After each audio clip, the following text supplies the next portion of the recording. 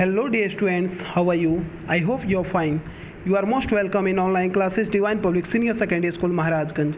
Students, today we are going to discuss class 9th history, second chapter, and the chapter name is Socialism in Europe and the Russian Revolution. Students, this is the third part of this chapter. Okay students, let's start. Before starting, we have to understand in the previous video we have discussed about the topic the age of social change, liberals, radicals, conservatives, industry and social change, socialism in Europe, support for socialism, the Russian Revolution, economic and society. Okay students, now in this video we have to discuss about socialism in Russia, the 1905 revolution and the bloody Sunday. Okay students, let's start the first topic, socialism in Russia. All political parties were illegal in Russia before 1940. The Russian Socialist Democratic Labour Party was formed in 1898. It struggled to give peasants their right over land that belonged to nobles, as land was divided among peasants periodically, which makes them natural socialists, and it was felt that peasants and not workers would be the main source of the revolution. But Lenin did not agree with this, as he felt that peasants were not one social group. The party was divided into Bolshevik and Menshevik. Okay students, let's understand this topic in the proper way. Socialism in Russia यानी रूस में समाजवाद। 1914 से पहले रूस में सभी राजनीतिक पार्टियां गैरकानूनी थीं। मार्क्स यानी कार्ल मार्क्स के विचारों को मानने वाले समाजवादियों ने 1898 में Russian social democratic workers party का गठन किया था। सरकारी आतंक के कारण इस पार्टी को गैरकानूनी संगठन के रूप में काम करना पड़ता था। इस पार्टी का एक अखबार निकलता था। उसने मजदूरों को संगठित किया था और हड़ताल आदि कार्यक्रम आयोजित किए थे। कुछ रूसी समाजवादियों को लगता था कि रूसी किसान जिस तरह समय समय पर ज़मीनें बांटते हैं, उससे पता चलता है कि वह स्वाभाविक रूप से समाजवादी भावना वाले लोग हैं। इसी आधार पर उनका मानना था कि रूस में मजदूर नहीं बल्कि किसान ही इस क्रांति की मुख्य विशेष शक्ति हैं। वे क्रांति का नेतृत्व करेंगे और रूस बाकी देशों के मुकाबले ज़्यादा जल्दी समाजवाद देश बन जाएगा। 19वीं सदी के आखिर में रूस के ग्रामीण इलाकों में समाजवादी काफ़ी सक्रिय थे। सन 1900 में उन्होंने सोशलिस्ट रेवोल्यूशनरी पार्टी यानी समाजवादी क्रांतिकारी पार्टी का गठन किया। इस पार्टी ने किसानों के अधिकारों के लिए संघर्ष किया और मांग की कि सामंतों के कब्जे वाली ज़मीन फ़ौरन किसानों को सौंप दी जाएगी। किसानों के सवाल पर सामाजिक लोकतंत्रवादी खेमा समाजवादी क्रांतिकारियों से सहमत नहीं थे। Okay students, now next topic is the 1905 revolution.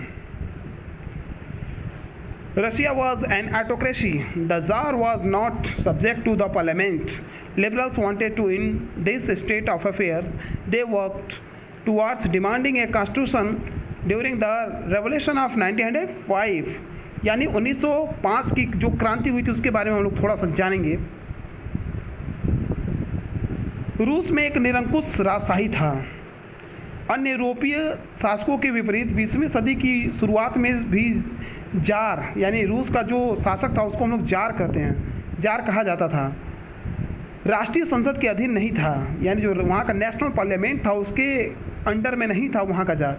उदारवादियों ने इस स्थिति को ख़त्म करने के लिए एक बड़े पैमाने पर मुहिम चलाई। 1905 की क्रांति के दौरान उन्होंने संविधान की रचना के लिए सोशल डेमोक्रेट और समाजवादी क्रांतिकारियों को साथ लेकर किसानों और मजदूरों के बीच काफ़ी काम किया। रूसी साम्राज्य के तहत उन्हें राष्ट्रवादियों और इस्लाम के आधुनिकीकरण के समर्थक जदीदियों यानी मुस्लिम बहुल इलाकों को जदीदियों कहा जाता था का भी समर्थन मिला।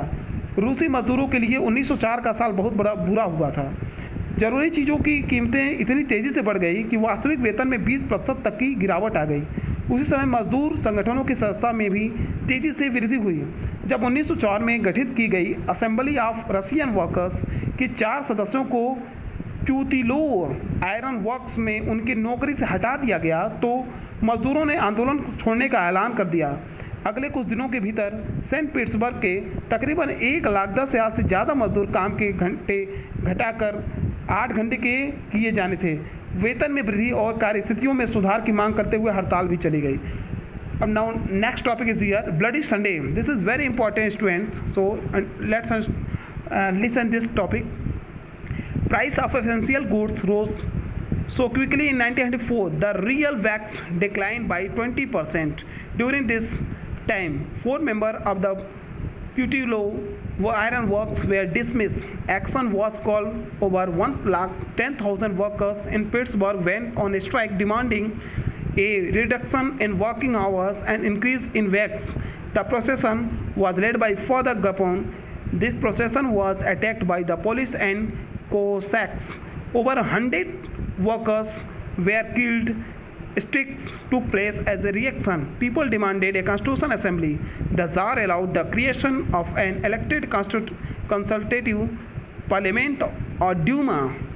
The Tsar dismissed the first Duma within 75 days and announced the election of a second Duma.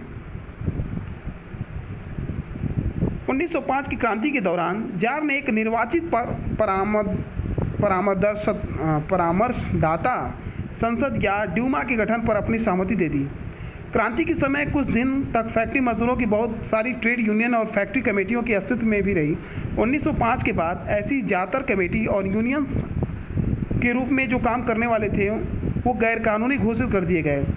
राजनीतिक गतिविधियों पर भारी पाबंदियां लगा दी गई। पहले ड्यूमा यानी जो रूस का जो पार्लियामेंट्री जो सेक्टर था उसको हम लोग ड्यूमा मतलब उस समय के ड्यूमा कहा जाता था उसको 75 डेज यानी 75 दिन के भीतर और पुनर्निर्वाचित दूसरी ड्यूमा को 3 महीने के भीतर बर्खास्त कर दिया गया।